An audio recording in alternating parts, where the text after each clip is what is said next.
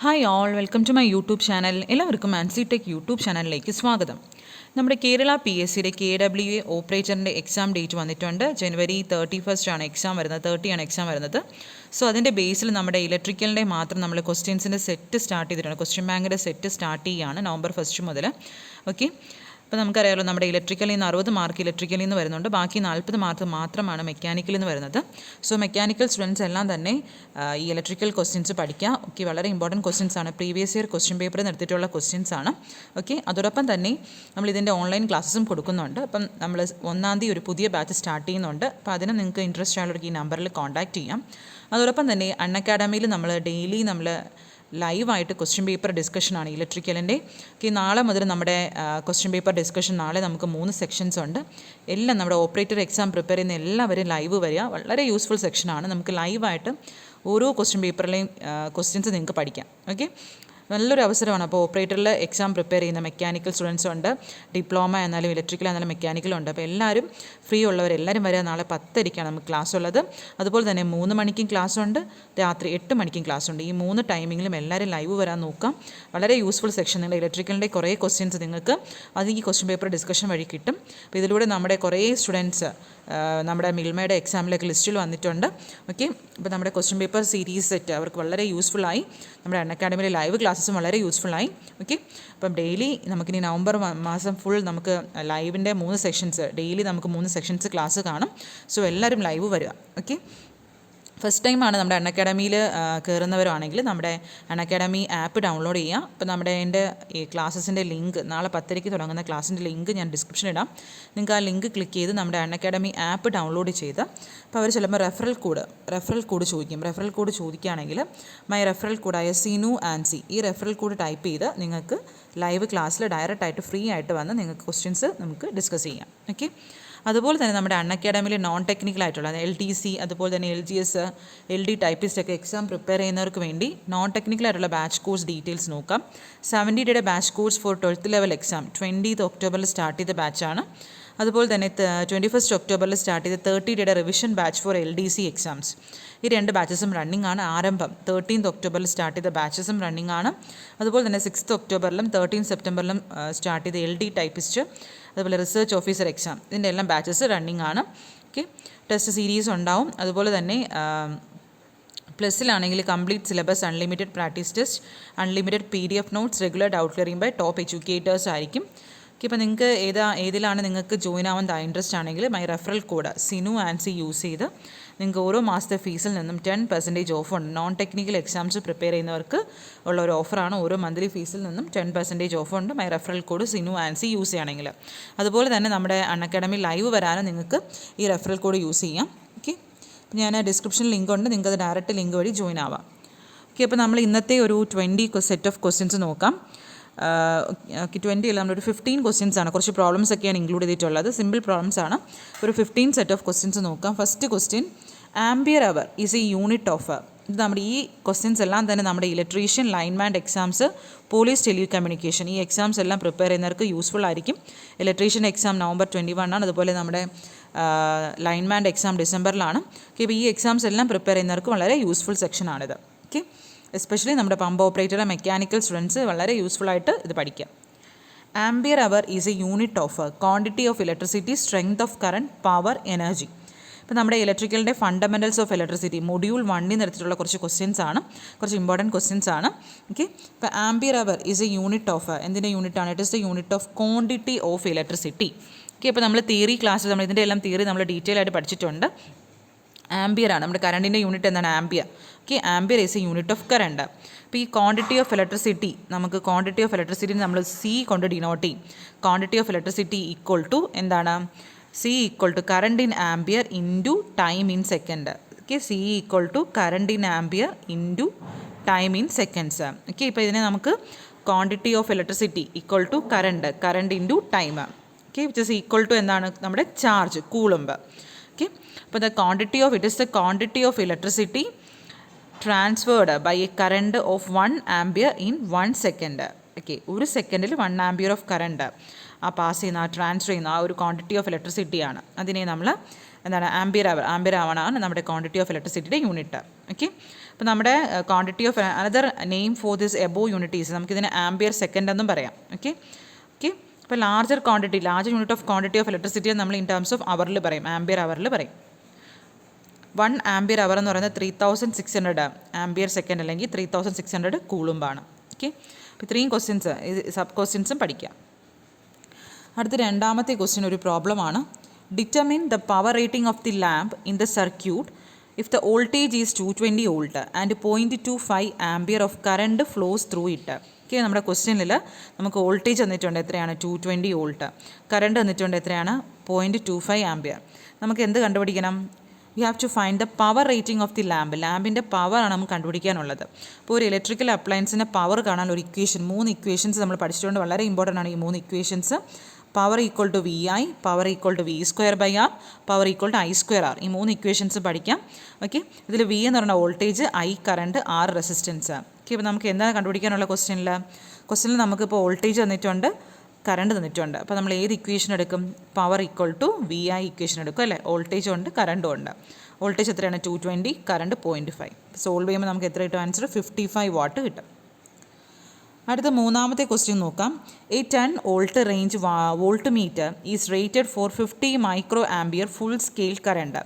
Total resistance of the volt meter. ഒരു 10 volt റേഞ്ചിലുള്ള ഒരു വോൾട്ട് മീറ്റർ ഉണ്ട്.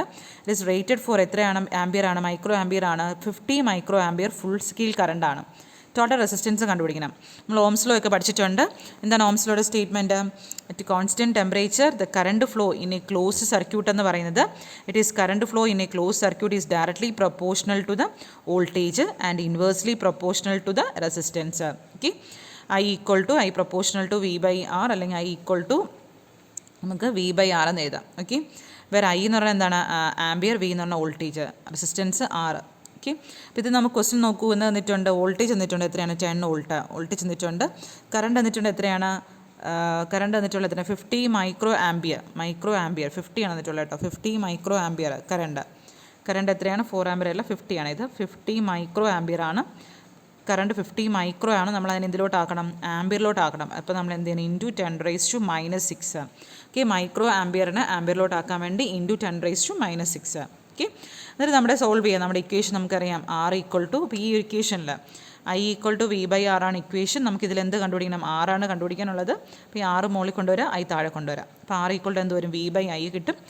സോൾവ് ചെയ്യാം. വി അറിയാം, ഐ അറിയാം. സോൾവ് ചെയ്യുക, ഡിവൈഡ് ചെയ്ത് നോക്കുക. ആർക്കെങ്കിലും ഈ ഡിവൈഡ് ചെയ്യാനൊക്കെ ഡൗട്ട് ഉണ്ടെങ്കിൽ നിങ്ങൾക്ക് എൻ്റെ നമ്പറിൽ വാട്സാപ്പിൽ ചോദിക്കുക, ഞാനത് ക്ലിയർ ചെയ്ത് തരും. ഓക്കെ നമ്മുടെ ആൻസർ വന്നിട്ട് എത്ര കിട്ടി? ഇൻ ടേംസ് ഓഫ് 10⁻³ ഓം ആണ്. 10⁻³ എന്ന് പറയുമ്പോൾ കിലോ ആണ്.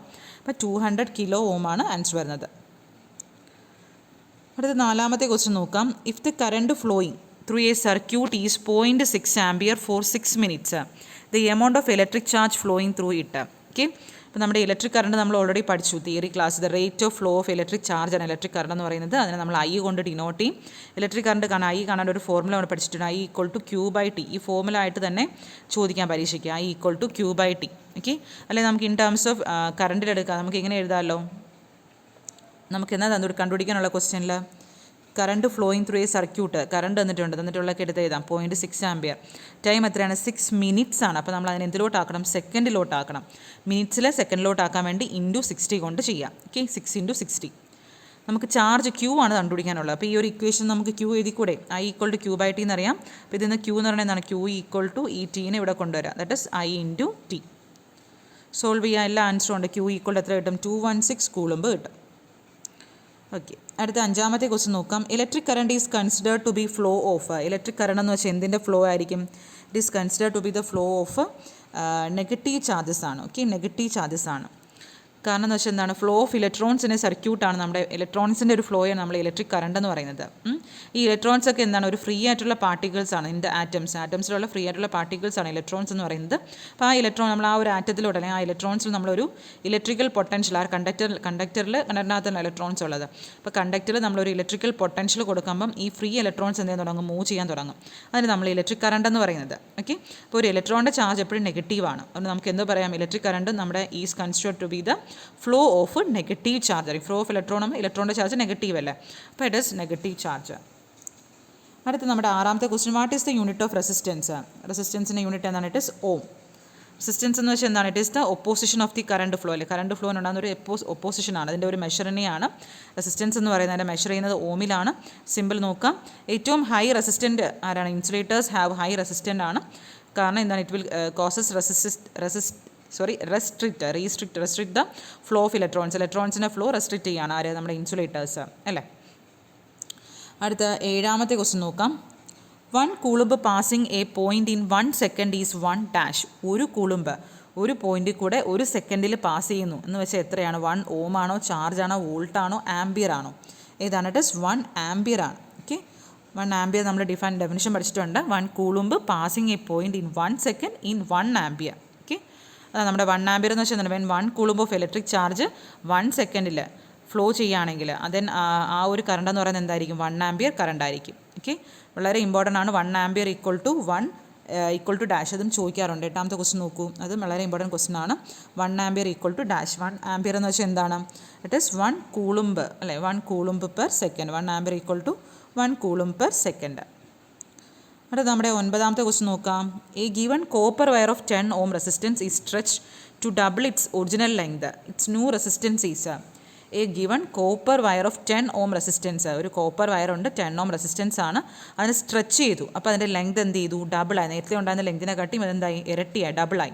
അങ്ങനെയാണെങ്കിൽ അന്നേരം ലെങ്ത് ഡബിൾ ആവുന്ന കേസിലുള്ള റെസിസ്റ്റൻസ് നമുക്ക് കണ്ടുപിടിക്കണം. ഓക്കെ, അപ്പോൾ നമ്മുടെ basic formula R equal to rho L by ഇതാണ് നമ്മുടെ ഫോമുല.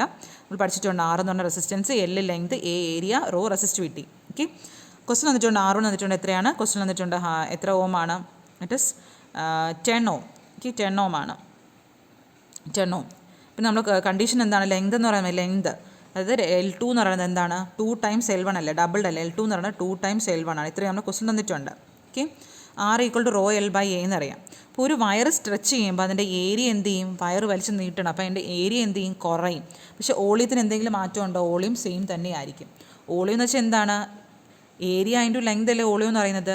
അതായത് നമ്മുടെ ആദ്യത്തെ വയറിൻ്റെ ഓളിയവും നമ്മൾ വലിച്ചു കഴിഞ്ഞ ശേഷമുള്ള ഓളിയവും, ഒരു പുതിയ വയറുണ്ടല്ലോ വലിച്ചു കഴിഞ്ഞ ശേഷം കിട്ടുന്ന വയറിൻ്റെ ആ ഓളിയം, രണ്ടിൻ്റെ ഓളിയം സെയിം ആണ് അല്ലേ. Volume of the original wire equal to volume of new wire.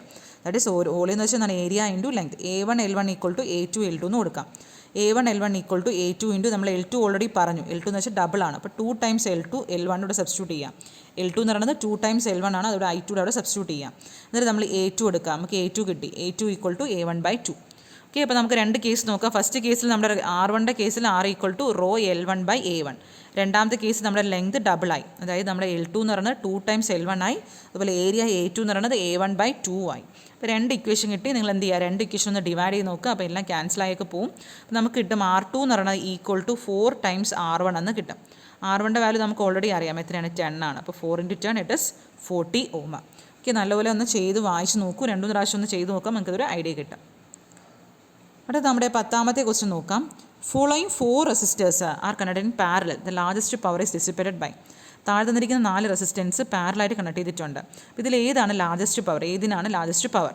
അപ്പോൾ നമ്മൾ പഠിച്ചിട്ടുണ്ട്, തിയറിയിൽ നമ്മൾ പഠിച്ചിട്ടുണ്ട്. തിയറി ക്ലാസ്സിൽ പാരലൽ കണക്ഷനിൽ വോൾട്ടേജ് അക്രോസ് ഓൾ റെസിസ്റ്റേഴ്സ് എന്തായിരിക്കും? സെയിം ആയിരിക്കും. സീരീസ് കണക്ഷനിലാണെങ്കിൽ current across all resistors are the source. Current across same. സീരീസിലാണെങ്കിൽ എന്താണ്? Current across all resistors same ആയിരിക്കും. പാരലാണെങ്കിൽ വോൾട്ടേജ് സെയിം ആയിരിക്കും. അപ്പോൾ നമ്മൾ ഓൾറെഡി നമ്മുടെ ഫോമുല പഠിച്ചിട്ടുണ്ട്. പവറും വോൾട്ടേജും റെസിസ്റ്റൻസ് നമ്മളൊരു ഫോമുല പഠിച്ചിട്ടുണ്ട്. പവർ ഈക്വൽ ടു V²/R ആണ്. അപ്പോൾ നമ്മുടെ ക്വസ്റ്റ്യൻ നോക്കൂ. എല്ലാ 4 റെസിസ്റ്റേഴ്സും കണക്റ്റഡ് ഇൻ പാരലാണ്. അതിൻ്റെ മീനിങ് എന്താണ്? പാരലാകുമ്പോൾ അവിടെ എന്ത് സെയിം ആയിരിക്കും? വോൾട്ടേജ് സെയിം ആയിരിക്കും. അപ്പോൾ നമ്മൾ പവർ എന്ന് പറയുമ്പോൾ ഈ V²/R അല്ലേ. ഓക്കെ, V²/R അല്ലേ. ഓക്കെ, അപ്പോൾ ഇവിടെ വോൾട്ടേജ് സെയിം ആണ്. ദാറ്റ് ഇസ് എന്താണ് മീനിങ്? എന്താണ്? വോൾട്ടേജ് സെയിം ആണ്. ദാറ്റ് ഇസ് പവർ എന്ന് പറയുന്നത് എന്താണ്? It is proportional to 1/R അല്ലേ. വോൾട്ടേജ് സെയിം അല്ലേ. അപ്പോൾ നമുക്കത് അവിടെ നമുക്ക് വോൾട്ടേജ് വേണ്ട. അപ്പം 1/R, proportional to 1/R. Okay, that is അതിൻ്റെ മീനിങ് എന്താണ്? റെസിസ്റ്റൻസിന് കുറവുള്ളതിലായിരിക്കും എന്ത് കൂടുതലുള്ളത്? ലാർജസ്റ്റ് പവർ ഉള്ളത് അല്ലേ. ലാർജസ്റ്റ് പവർ ഏതെന്നല്ലേ ചോദിച്ചിട്ടുള്ളത്? പവറും റെസിസ്റ്റൻസും ഇൻവേഴ്സ്ലി പ്രൊപ്പോർഷണൽ ആണ്. അപ്പോൾ റെസിസ്റ്റൻസ് കുറവുള്ളിടത്തായിരിക്കും എന്ത് കൂടുതൽ? പവർ കൂടുതൽ. നമ്മുടെ ഓപ്ഷൻസ് നോക്കൂ. എവിടെയാണ് റെസിസ്റ്റൻസ് കുറവ്? 2.4 ഓം ഏറ്റവും കുറവ് resistance. That is option A വരും. ഓക്കെ, അടുത്ത് നമ്മുടെ 11ാമത്തെ ക്വസ്റ്റ്യൻ നോക്കുക.